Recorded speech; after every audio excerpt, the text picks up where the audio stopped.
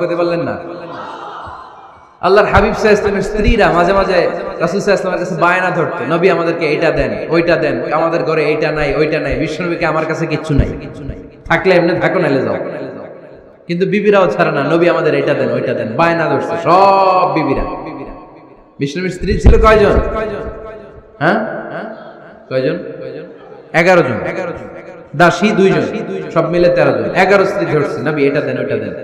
বিষ্ণুনবী বলে কিছু নাই, স্ত্রীরাও ছাড়ে না। ইন দ্য মিন টাইম বিষ্ণুনবী হঠাৎ একটা সালাম শুনতে পেলেন। কে যেন দরজার মধ্যে এসে দাঁড়িয়ে নক দিচ্ছে আর বলছে আসসালামু আলাইকুম ওয়া রাহমাতুল্লাহ। বিষ্ণুনবী সালামের উত্তর দিলেন ওয়া আলাইকুমুস সালাম ওয়া রাহমাতুল্লাহ। আর বিষ্ণুনবী বুঝতে পেলেন এটা সাইয়েদনা ওমর ফারুকের কণ্ঠ। কার কণ্ঠ? সালামের উত্তর দিয়ে বিবিদের দিকে তাকায় দেখে একটা বিবিও নাই, সব অন্দরমহলে দৌড়। সুবহানাল্লাহ কইবেন না? এটারে ভয়ের কারণে দৌড়, এটা বলে না, শ্রদ্ধার কারণে, তার হাইবাতের কারণে। হাইবাত পার্সোনালিটি, এটাকে বলে হাইবাত ওমর। ওমরে ফারুকের হাইবাত পার্সোনালিটি এত স্ট্রং ছিল, ওনাকে দেখলেই মানুষ ভয় পেত। ইসলামের জন্য ভয়। সুবহানাল্লাহ পড়তে হবে। বিশ্বনবীর কলিজার টুকরা স্ত্রী আম্মা জান আয়েশা রাদিয়াল্লাহু তাআলা আনহা, উনি নিজে ওমরে ফারুককে ভয় পেতেন, নিজেও ভয় পেতেন। মাঝে মাঝে বিশ্বনবীর সাথে ঝগড়া হয়ে গেলে, মধুর ঝগড়া, ভালোবাসার ঝগড়া যদি হয়ে যেত, বিশ্বনবী বলতেন আয়েশা চলো মিটমাট করে ফেলো, ঝগড়া করার কয়দিন থাকো, চলো মিটমাট করি। তো মিটমাট করার জন্য রাজি আছো? আম্মা জান আয়েশা বলতেন হ্যাঁ রাজি আছি। তো কারে আনা যায়? ওমর রে ডেকে আনি মিটমাট করার জন্য। আয়েশা রাদিয়াল্লাহু তাআলা আনহা বলে ওরে বাপ রে বাপ, ওমর না না, ওমর খালিস, ওমরে ফারুককে ভয় লাগে আমার। সুবহানাল্লাহ কইবেন না? বিশ্বনবী যখন বলতেন আয়েশা তাহলে তোমার আব্বুকে ডেকে আনি, আম্মা জান আয়েশা বলতেন ঠিক আছে আব্বুরে ডেকে নিয়ে আসেন। আবু বকর রাদিয়াল্লাহু তাআলা আনহুরে ডেকে নিয়ে আসেন। আমার আব্বুর মতো নরম দিলের মানুষ আমি জীবনে দেখি নাই। আবু বকর রাদিয়াল্লাহু তাআলা খুব নরম দিলের লোক ছিলেন, তার বিপরীতে ওমরে ফারুক ছিলেন খুব কঠিন মেজাজে। দুইটাই লাগে, কথা কন, নরমও যেমন লাগে, গরমও লাগে। নরম গরমের সমন্বয় দরকার আছে না নেই? আর সুপার হিরো ওমরে ফারুক রাদিয়াল্লাহু তাআলা আনহু। আমরা যাদের আমাদের ছোট্ট বাচ্চা আছে, ঘরে 2 বছর 3 বছরের শিশু আছেন আমাদের, রাতের বেলা দেখবেন খেতে চায় না, খালি মায়ের জ্বালায়। তো মা তখন বলে এই খাও নাইলে ভূত আসবে, ওই যে বিড়াল আসবে, বাঘ আসবে, ভাল্লুক আসবে, এগুলো বলে না? এগুলো বলে ভুলিয়ে বালিয়ে বাচ্চাকে ভয় দেখে খাওয়াতে চায়। লক্ষ্মীপুরে আপনারা কিসের ভয় দেখান? হ্যাঁ, ভূতের। কিসের? কিসের? বাঘের, কালা বিলাই, কালাসান। আচ্ছা, তো এই যে বাঘ আসবে, ভাল্লুক আসবে, এই তাড়াতাড়ি খাও, বাঘ আসবে। বাঘের কথা শুনলে বাচ্চারা খেয়ে ফেলছে ভয়ে।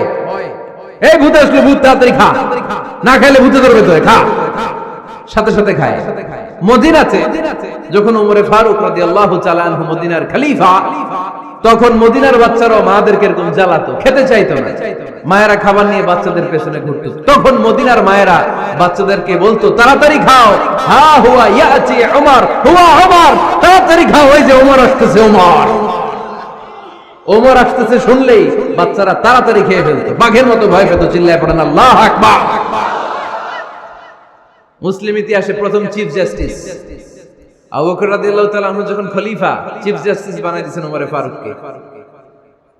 সর্বপ্রথম কোরআন সংকলনের পরামর্শ দিয়েছেন সাইয়েদনা ওমরে ফারুক। এই যে কোরআন 114 সূরা 30 পারা, আগে কি এরকম ছিল? কথা কন না কেন?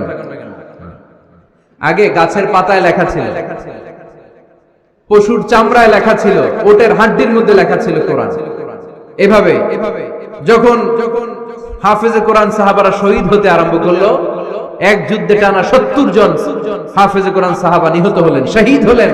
ওমরে ফারুক তখন আবু বকর রাদিয়াল্লাহু তাআলা আনহুর কাছে যেয়ে বললেন, আবু বকর আপনি কোরআন জমা করেন, সব কোরআনের কপিগুলো একসাথে করে এরকম একটা কোরআন করেন। আবু বকর বললেন না, আমার নবী যেটা করেন আমি এটা করতে পারি না। কিন্তু ওমরে ফারুক ছাড়েন, আর এটা করেন, করলে ভালো হবে, গোটা মুসলিম উম্মাহ উপকৃত হবে। বারবার বারবার বারবার সাইয়েদনা আবু বকর রাদিয়াল্লাহু তাআলা আনহুকে এত জোরাজুরি করতেছিলেন, অবশেষে আবু বকর রাদিয়াল্লাহু তাআলা আনহু বললেন, ওমরে ফারুকের জোরাজুরিতে এই কাজের জন্য আল্লাহ তাআলা আমার হৃদয়টারে খুলে দিলেন। আল্লাহ আমার হৃদয়ের ভিতরে ইলহাম করে দিলেন, আর আল্লাহ বুঝাতে চাইলেন আবু বকর ওমরের কথাই শোনো, ওমর যেটা বলে তেমনটাই করো। কারণ ওমরে ফারুককে বলা হয় মুহাদ্দাস। কি বলে? সবাই বলেন কি বলে? মুহাদ্দিস নামিয়া। মুহাদ্দিস মানে যে হাদিস বিশারদ, আর মুহাদ্দাস মানে যার মুখ থেকে আল্লাহর কথাগুলো বের হয়। আল্লাহ কি বলতে চায় আল্লাহ তাআলা ওই কথাগুলো, ওই ভাবনাগুলো ওই লোকের মুখ দিয়ে বের করে দেয়। জোরে পড়েন সুবহানাল্লাহ। বিশ্বনবী বললেন লিকুল্লি উম্মাতিন মুহাদ্দাস, সব উম্মতের মধ্যে আল্লাহ তাআলা একজন করে মুহাদ্দাস পাঠায়। আমার উম্মতের মধ্যে মুহাদ্দাস লোকটার নাম হলো ওমর। বিভিন্ন সময়ে ওমরে ফারুক যেমনটা ভাবতেন ঠিক তেমন তেমন কোরআনের আয়াত পাঠিয়েছে কে?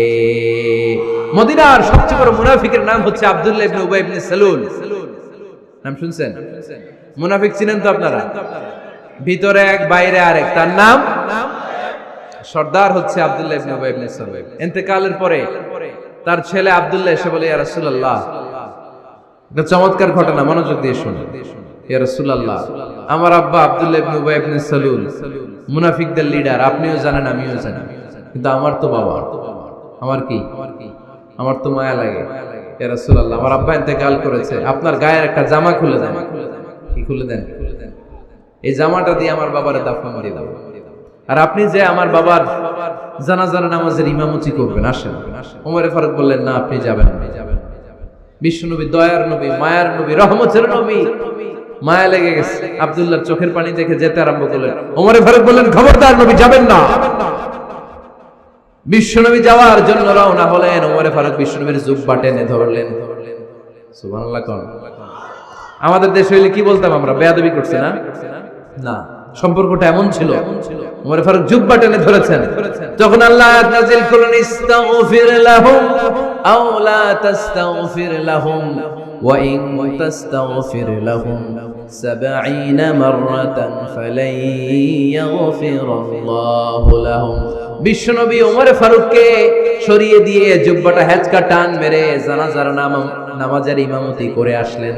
আসার সাথে সাথে ওমরে ফারুকের পক্ষে আল্লাহ আয়াত নাযিল করলেন, নবী, ইস্তাগফির লাহুম আও লা তাস্তাগফির লাহুম, আপনি মুনাফিক সর্দারের জন্য ক্ষমা চান কিংবা না চান, জুব্বা দেন কিংবা কাঁদেন, যাই করেন না কেন, ৭০ বার যদি এই মুনাফিক সর্দারের জন্য আপনি ক্ষমা চান, আমি আল্লাহ আপনার এই দোয়া কবুল করব না। খবরদার, এটাই ফার্স্ট, এটাই লাস্ট, আর কোন মুনাফিকের জানাজা দিতে আপনি যাবেন না। ওমর ফারুকের পক্ষে কোরআনের আয়াত নাযিল করেছে কে? ওইরকম ওমর আমাদের কয়টা লাগবে? চিল্লায় বলতে হবে কয়টা? কারণ সাইয়েদনা ওমর ফারুক আমাদের অনুপ্রেরণা, সাইয়েদনা আবু বকর আমাদের অনুপ্রেরণা, হামজা আমাদের অনুপ্রেরণা, সাইয়েদনা বেলাল ইবনে রাবাহ আমাদের অনুপ্রেরণা। নায়ক নায়িকা, গায়ক গায়িকা আমাদের অনুপ্রেরণা নয়। এজন্য আমরা সাহাবীদের জীবনী পড়ি। রাজি আছেন?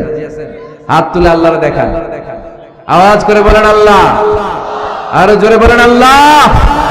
নবীর সাহাবারা আমাদের মডেল, আমরা যেন সাহাবাদের দেখানো পথে মতে থাকতে পারি, চলতে পারি, আমল করতে পারি, সমাজটারে পরিবর্তন করতে পারি। তুমি তৌফিক দাও, আমিন। আর জোরে পড়ি আমিন।